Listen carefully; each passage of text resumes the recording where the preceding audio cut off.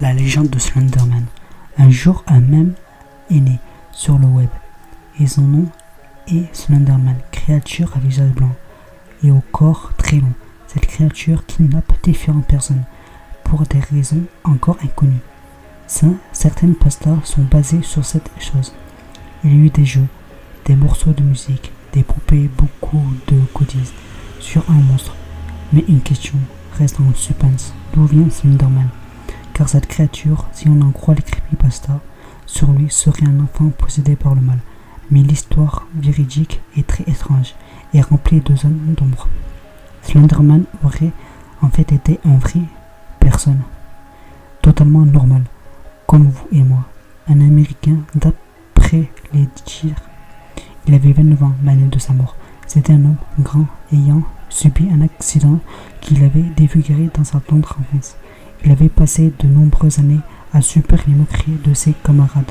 Son seul refuge était sa chambre, où il pouvait passer de longues journées à lire ses comics préférés. Il avait un rêve, sûrement le rêve d'innombrables petits garçons. Il voulait plus tard devenir un super-héros, de faire un super-héros. Malheureusement pour lui, ses parents étaient pleins de ferveur religieuse, jusqu'à en devenir bigot. Il était forcé de se rendre à la messe chaque dimanche, quel que soit son humeur ou son état. Bien souvent, les enfants de la kermesse en profitant pour l'insulter ou le traitant d'erreur de la nature, de monstre ou de créature de l'enfer. Il n'était pas si loin de la réalité, mais il n'avait aucune idée de ce que l'avenir leur réservait.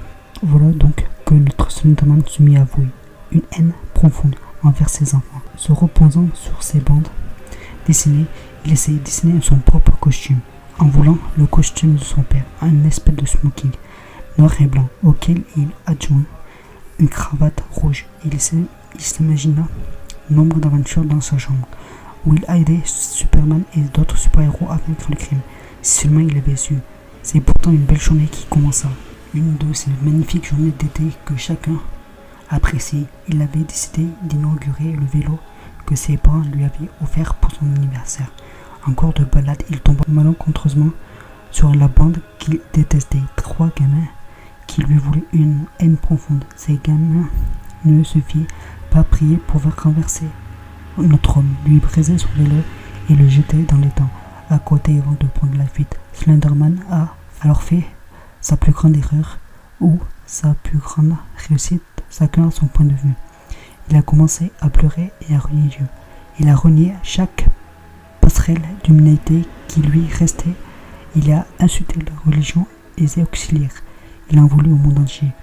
Certains racontent que Dieu lui-même l'a attendu et a accédé à sa requête. Si cet homme ne voulait plus de son apparence humaine, libre à lui de s'en défaire pour l'éternité. Par une étrange énergie, Slenderman se jeta dans l'étang et en ressortit le visage totalement détruit, lacéré par les rochers qui étaient au fond du lac. Nul se sait comment, mais sans yeux, et sans oreilles, il avait gardé ses sens.